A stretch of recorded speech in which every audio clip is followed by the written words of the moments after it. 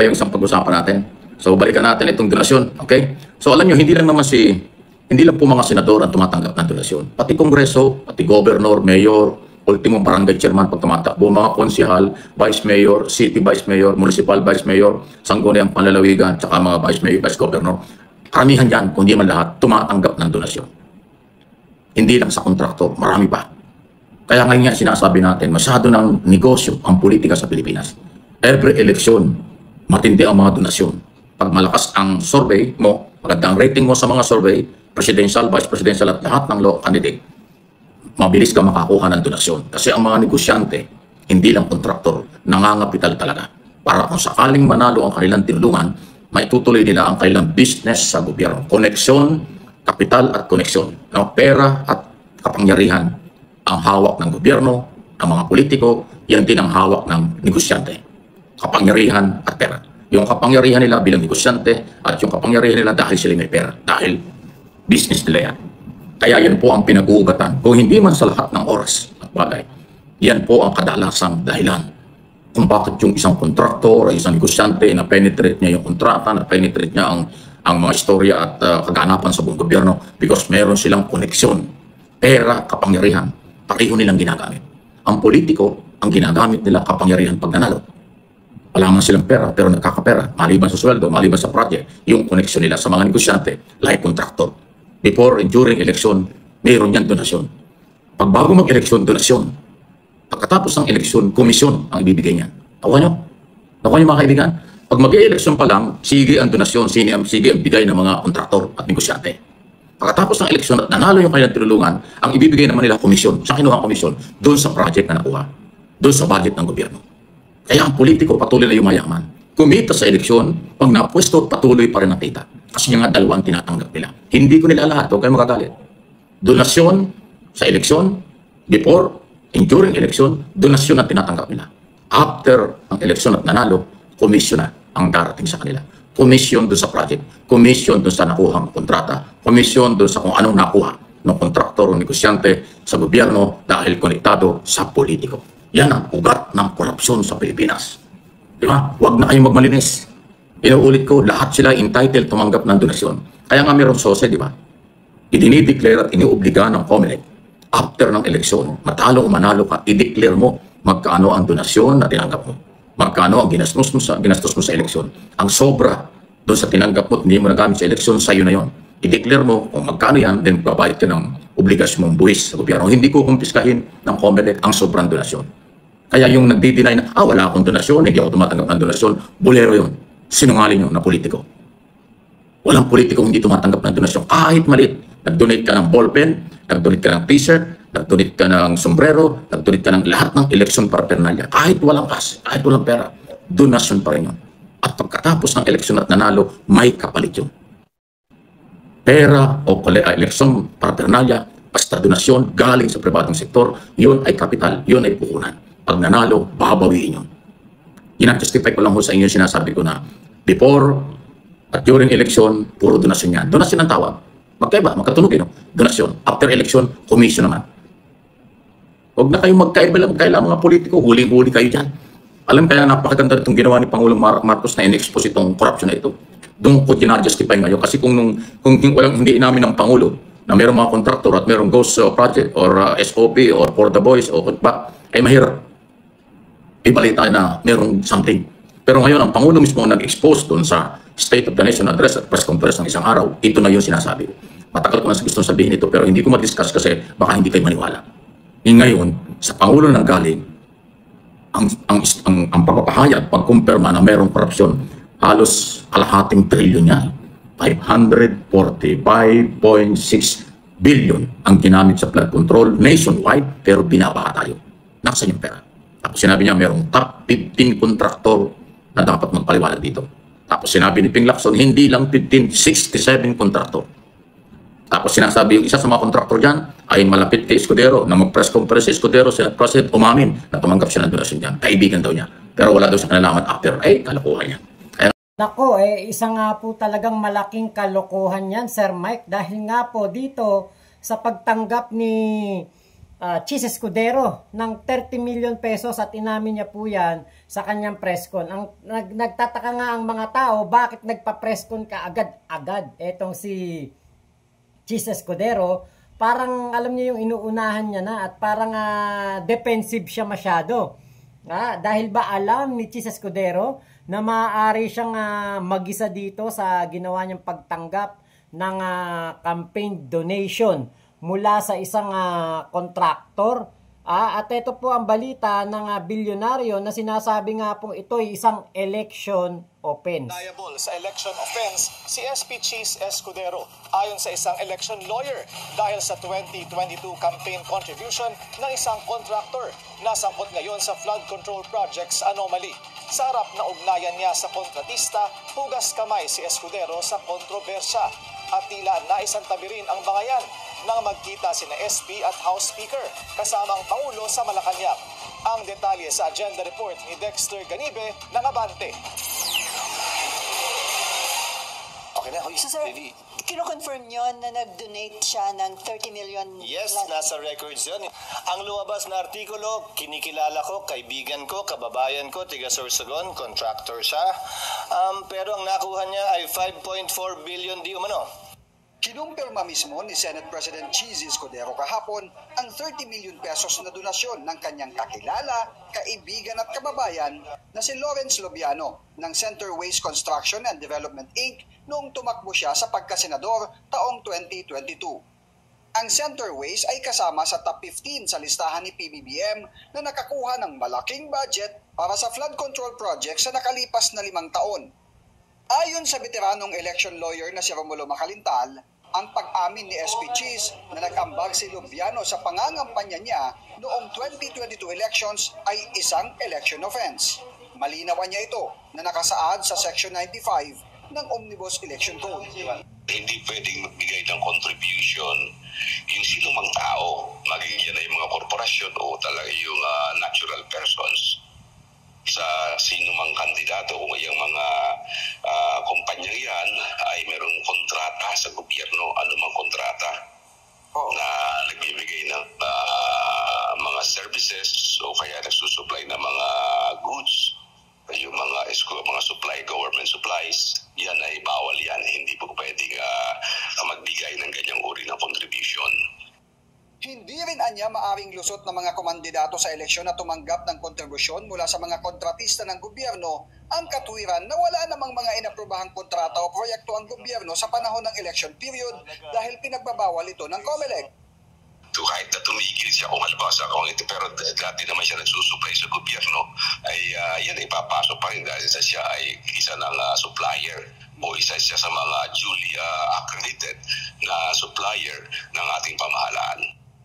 Dahil kabilang sa mga election offense ang pagtanggap ng kontribusyon mula sa mga kontratista ng pamahalaan, nakasaad sa Section 264 ng Omnibus Election Code, parusang pagkakakulong ng hanggang sa 6 na taon o kaya ay perpetual disqualification para sa anumang katungkulan o posisyon sa gobyerno. Hindi rin anya kailangan pa ng COMELEC ang isang reklamo o petisyon dahil maaring magsagawa ito ng motu proprio investigation batay sa mga isinumiting Statement of Contribution and Expenditures ng mga kandidato.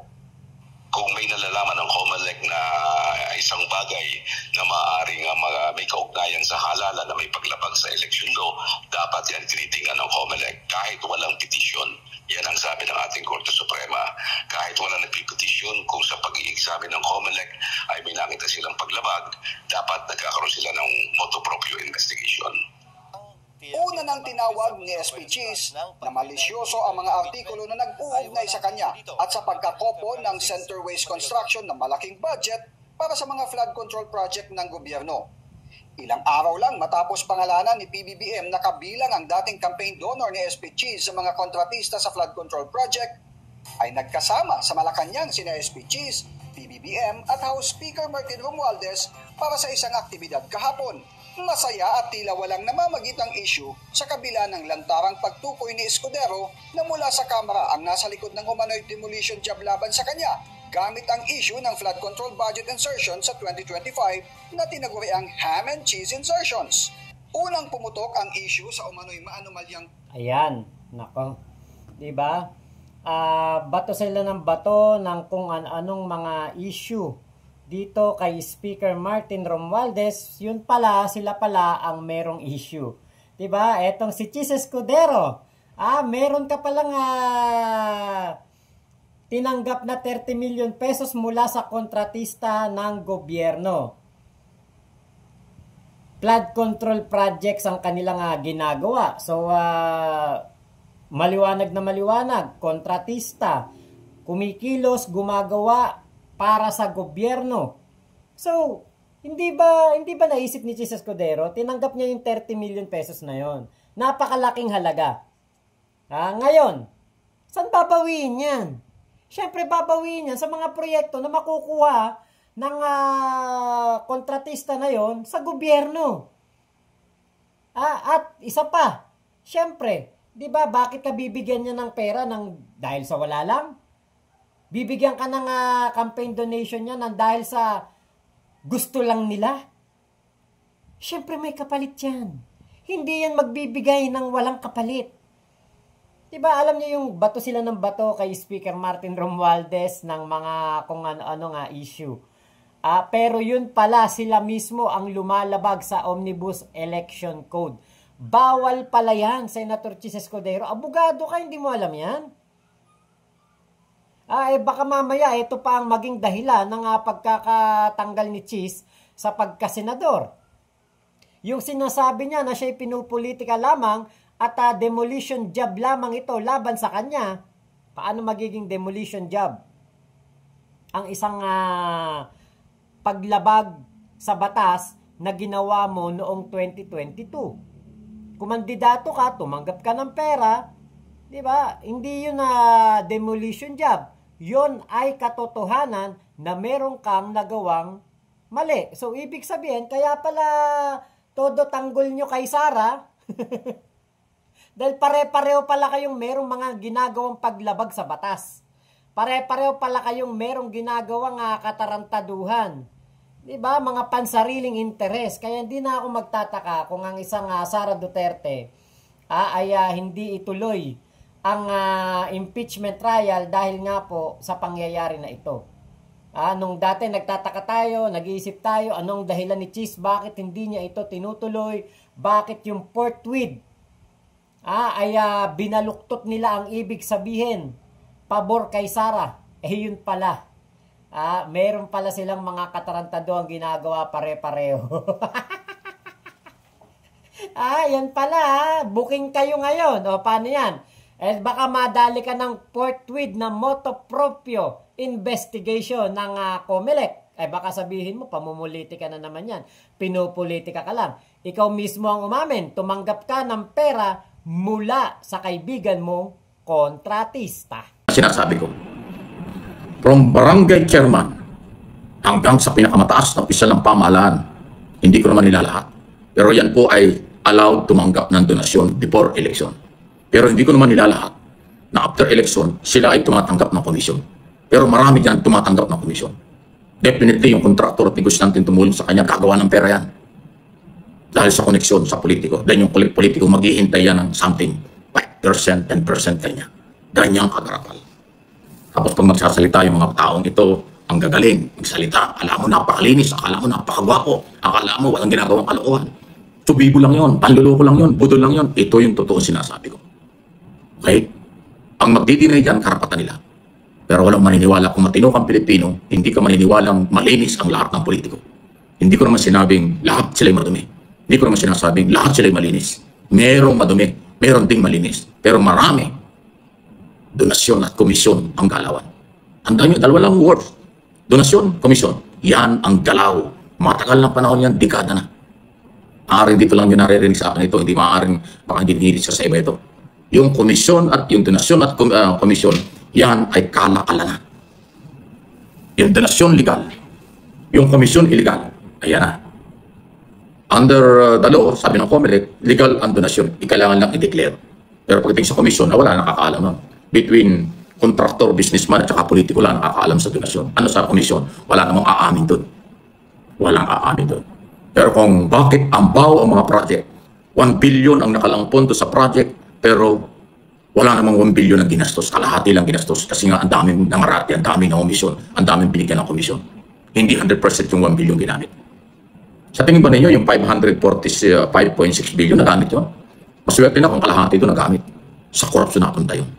Yun ang sinasabi kong sa dami ng nangungumisyon, sa dami ng SOP, kickback, for the boys, ghost project, ha? Diba? Or panaginip na project lang, hindi natutuloy. Yan ang sinabi ng ating Pangulo.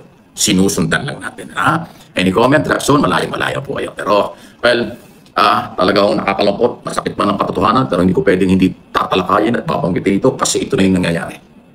Hindi na humay kakaila ito. Ang mga nagdi-deny, maaaring totoong wala silang kinalaman o palusot na lang. Dahil hindi mo naman aaminin. Pag inamin mo ng komisyon ka, korupsyon yun eh. Walang aamin politiko, opposition administration, or independent. Nung araw pa hanggang ngayon, walang aamin na sila tumatanggap ng komisyon kasi illegal yun. Pero normal na kala kanya. Kaya sinabi ng Pangulo, merong SOP, merong kickback, merong for the boys. Di ba? Yun nga yun eh. Alam ko na. Ayan o. Sige. Ano kung napakaba na tayo, baka mag-overtime tayo. Ano yung isang title natin, Sara Duterte, handa na ba? Para sa 2026 budget, kung bakit, balikan nyo ito ating video. At ito na nga po, donasyon, ang kontraktor, o di ba pang mga negosyante sa politiko, tama ba? Naipaliwanag ko na. Donasyon, komisyon, huwag nyo kalimutan yan ha. Mga kaibigan, Luzon, Visayas, Mindanao sa buong mundo, huwag nyo kalimutan yan. Maaaring dito lang yung narinig yan. Donasyon at komisyon, yan ang salot ng korupsyon. Yan ang dahilan ng korupsyon sa Pilipinas. Donasyon, komisyon. Ayan, dalawa lang. Dalawang words lang. Yan lang yun. Ang kanilang depensa dyan, mag-deny. Walang aanin yan. Yung donasyon, inaamin yun kasi on record yan. Pero yung komisyon, walang aanin yan. Puro magmamalinis yan. God is good all the time. Binibigyan tayo ng talino at kapangyarihan, tapang at lakas ng loob na gawin ang mga bagay na ito para malaman po ng mamamayang Pilipino. God is good talaga all the time. Pagkatapos makatanggap ng donation, naku, komisyon na naman. Donasyon, tapos komisyon. Aba, talaga palang talagang double dead ang ating mga kababayan. Dahil doon sa donation na ibinigay ng isang kaibigang kontratista, yari na ang mamamayan doon. Bakit? Kaya magbibigay ng 30 million ay para makakuha ng pondo para sa kanilang mga proyekto. Syempre, kapag sila nagbidding, papaboran yan.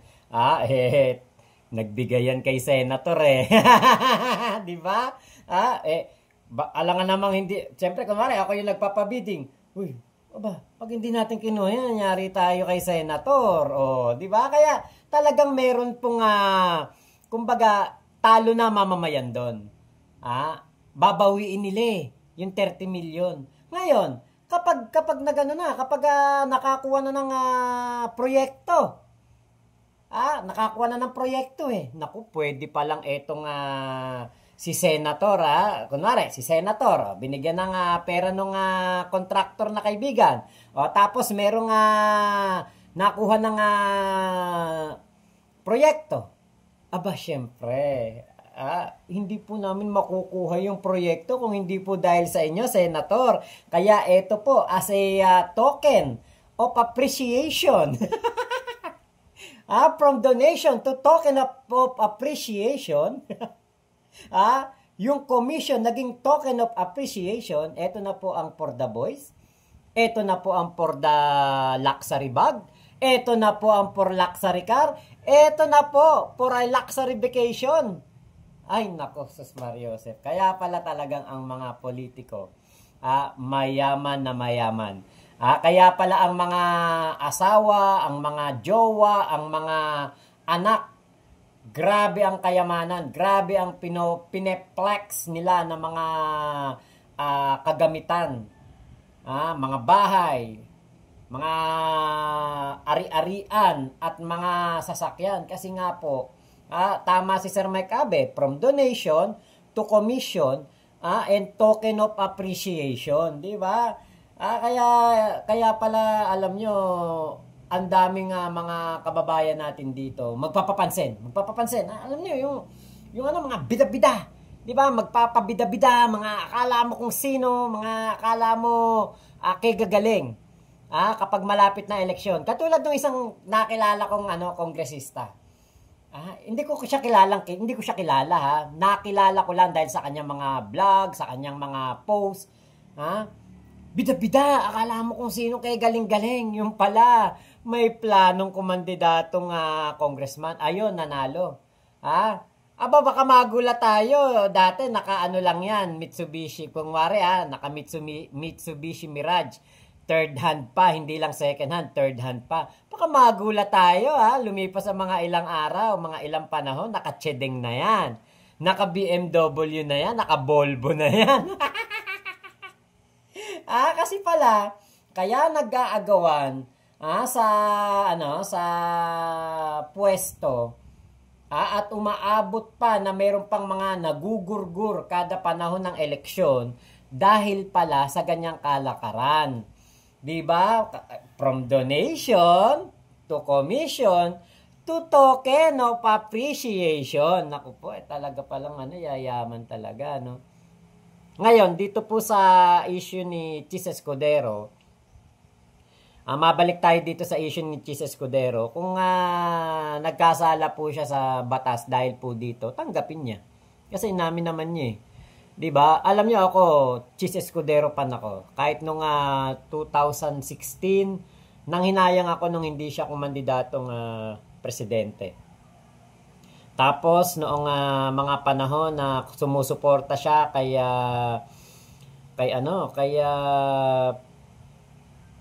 Binay ba? Kay Binay. Bilib na bilib ako dyan Kaya Chis Escudero, sabi ko nga, ito ang susunod na presidente ng Pilipinas. Kaya lang, ngayon po, nung 2022, number 1 yan sa balota ko. Ngayon, nadidismaya talaga ako kasi hindi naman yun ang pagkakakilala natin sa isang Chis Escudero. Hindi naman yun ang, nakikita natin, di ba, sa isang Chis Escudero. So, kung meron man po siyang harapin ng mga kaso dahil po dito at ma-disqualify na siya, kasalanan niya yan dahil nagpabulag siya, no? Nagpadala siya sa ganong kaperahan. Dapat hindi na lang siya tumanggap ng tawag dito, donation sa isang kontratista, di ba? Kasi bawal pala yun So maliwanag naman na sinabi naman ni Makalintal, Omnibus Election Code, bawal yun, hindi pwede. So, baka madali siya ng forthwith. Baka eto ngayon yung forthwith na motu proprio investigation na gawin ng COMELEC, di ba?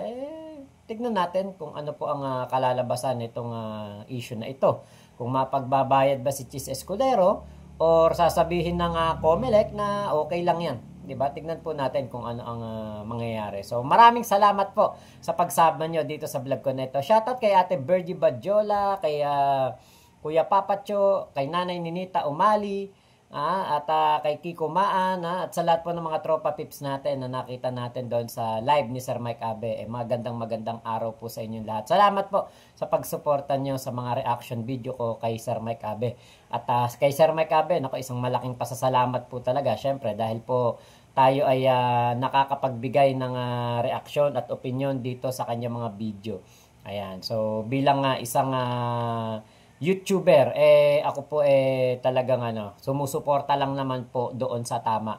At walang fake news kasi kay Sir Mike Abe, kaya po napipili natin ang kanyang mga video. So, yun po. Maraming salamat. Ingat po kayo. Nasang panig man kayo ng mundo, suportahan na ninyo MA Pinoy TV at Mike Abe Opinions dito po sa YouTube. Momo Chup Chup. Love you. God bless us all, Pilipinas. God first.